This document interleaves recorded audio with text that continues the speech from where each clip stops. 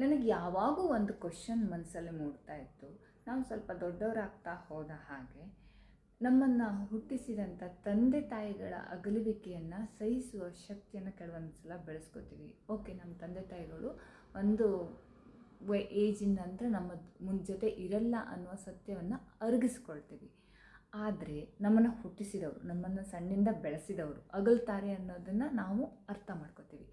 ಆದರೆ ನಿನ್ನೆ ಮೊನ್ನೆ ಬಂದಂತಹ ಪ್ರೀತಿಸಿದವರು ಅಥವಾ ನಾವು ಪ್ರೀತಿಸೋರು ಅಥವಾ ಬಾಳ ಸಂಗಾತಿ ಅಗಲ್ತಾರೆ ಅನ್ನೋದನ್ನು ನಮ್ಮ ಹತ್ರ ಅರ್ಗಿಸ್ಕೊಳ್ಳೋಕ್ಕೆ ಯಾಕಾಗಲ್ಲ? ನಾವು ಯಾಕಷ್ಟು ಕುಗ್ಗು ಹೋಗ್ತೀವಿ? ತಂದೆ ತಾಯಿಗಳಿಗಿಂತ ಹೆಚ್ಚಿಗೆ ಒಂದು ಲವ್ ಫೇಲ್ಯೂರ್ ಆದಾಗ ಯಾಕಷ್ಟು ಕುಗ್ಗು ಹೋಗ್ತೀವಿ ಅನ್ನೋದೊಂದು ಕ್ವಶನ್ ನನಗೆ ಯಾವಾಗೂ ತಲೆಯಲ್ಲಿರ್ತಿತ್ತು. ಏನು ಅದಕ್ಕೆ ಕಾರಣ ಅನ್ನೋದೊಂದು. ತುಂಬ ಕುಗ್ಗೋಗ್ತಾರೆ. ಕೆಲವರು ಆತ್ಮಹತ್ಯೆವರೆಗೆ ಹೋಗಿ ನಿಲ್ತಾರಲ್ಲ, ಯಾಕಾಗುತ್ತೆ? ತಂದೆ ತಾಯಿಗಳಿಗಿಂತ ಅವ್ರು ಹೆಚ್ಚಾಗ್ತಾರೆ ಹಾಗೆ ಅಂತ ಒಂದು ಕ್ವಶನ್ ಇತ್ತು. ನನಗೊಂದು ಪುಸ್ತಕದಲ್ಲಿ ಅದಕ್ಕೆ ಸ್ವಲ್ಪ ಮಟ್ಟಿಗೆ ಉತ್ತರ ಸಿಕ್ತು ಅಂದ್ಕೋತೀನಿ. ಆ ಪುಸ್ತಕ ಯಾವುದು ಅಂತ ಆಮೇಲೆ ಹೇಳ್ತೀನಿ, ಫಸ್ಟ್ ಓದ್ತೀನಿ. ಇಲ್ಲಿ ಫಸ್ಟು ತಂದೆ ತಾಯಿಗಳು ಮಕ್ಕಳ ಜೊತೆ ಯಾವ ರೀತಿ ಅಫೆಕ್ಷನ್ ಇಟ್ಕೋತಾರೆ ಅಂತ ಒಂದು ದೊಡ್ಡ ಪ್ಯಾರಾದಲ್ಲಿ ಬರೆದಿದ್ದಾರೆ. ಅದು ಓದಿದ್ರೆ ತುಂಬ ದೊಡ್ಡ ಆಗಿಬಿಡುತ್ತೆ. ಅದನ್ನು ಹೇಳಿದ್ದಾರೆ. ಅದರ ನಂತರ ಮಕ್ಕಳು ಯಾವ ರೀತಿ ಅನ್ನೋಂತ ಹೇಳಿದ್ದಾರೆ. ಆದರೆ ಮಕ್ಕಳ ವಿಷಯ ಹಾಗಲ್ಲ. ಅವರೆಂದು ಹೆತ್ತವರ ಕನಸುಗಳೊಂದಿಗೆ ಬೆಳೆಯುವುದಿಲ್ಲ. ಬುದ್ಧಿ ಬಂದಾಗಿನಿಂದಲೂ ಅವರಿಗೆ ಒಂದಲ್ಲ ಒಂದು ದಿನ ಹೆತ್ತವರು ನಿನ್ನನ್ನು ತೊರೆದು ಜಗತ್ತಿನಿಂದ ದೂರವಾಗುತ್ತಾರೆ ಎಂಬ ಸತ್ಯವನ್ನು ಮನಸ್ಸಿಗೆ ಪಾಲಕರೇ ಅರ್ಥ ಮಾಡಿಸಿರುತ್ತಾರೆ. ಅದೇ ಕಾರಣಕ್ಕೆ ಹೆತ್ತವರು ಮರಣ ಹೊಂದಿದರೂ ಸಂಬಂಧದ ಕೊಂಡಿ ಕಳಿಸಿದ್ದರಿಂದ ಮನಸ್ಸಿಗೆ ನೋವುಂಟಾದರೂ ಮೊದಲೇ ಇದನ್ನು ನಿರೀಕ್ಷಿಸಿದ್ದ ಮನಸ್ಸು ಬೇಗ ಬೇಗ ಸತ್ಯವನ್ನು ಒಪ್ಪಿಕೊಂಡು ಬಿಡುತ್ತದೆ.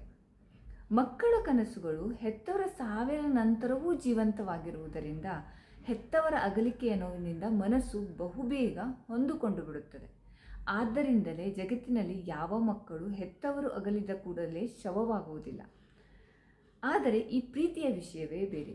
ಇಲ್ಲಿ ಹುಟ್ಟುತ್ತಾ ಬೇರೆ ಬೇರೆ ಕನಸುಗಳನ್ನು ಕಟ್ಟುತ್ತಾ ಬೆಳೆದರು ಎರಡು ಮನಸ್ಸುಗಳು ಒಂದಾದ ಕೂಡಲೇ ಹಳೆ ಕನಸುಗಳನ್ನೆಲ್ಲ ಬದಲಿಸಿ ಎರಡು ಹೊಸ ಮನಸ್ಸುಗಳು ಸೇರಿ ಬದುಕುವ ಪೂರ ಹೊಸ ಕನಸುಗಳನ್ನು ಕಟ್ಟಿಬಿಡುತ್ತವೆ.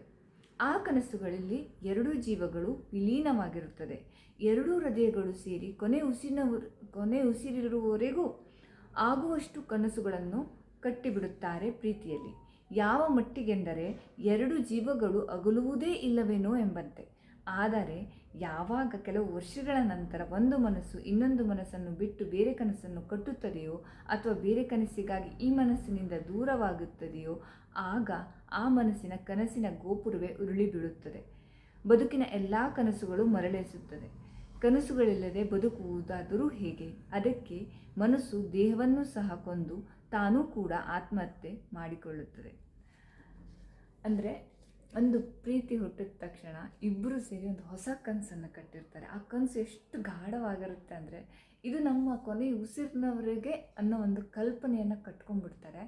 ಅದೇ ಕೆಲವೊಂದು ಸಲ ನಮಗೆ ಮೊದಲ ಪ್ರೀತಿಯಿಂದಲೋ ಅಥವಾ ಅದೊಂದು ಪ್ರೀತಿಯಿಂದಲೋ ತುಂಬ ಕಷ್ಟ ಕೊಡುತ್ತೆ, ಹೊರಗೆ ಬರೋಕ್ಕಾಗಲ್ಲ.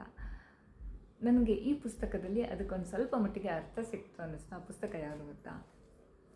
ಅವಳು, ಅರ್ಜುನ್ ದೇವಲ್ಗೆರೆಯವರ ಬರೆದಂಥ ಮೊದಲ ಕೃತಿ ಅವಳು. ತುಂಬ ಚಂದದ ಪುಸ್ತಕ. ಪ್ರೀತಿಗೆ ಒಂದು ಹೊಸ ಭಾಷೆಯನ್ನು ಬರೆದಂಥ ಪುಸ್ತಕ. ಅವಳು ಬದುಕು ಕಲಿಸಿದವಳು.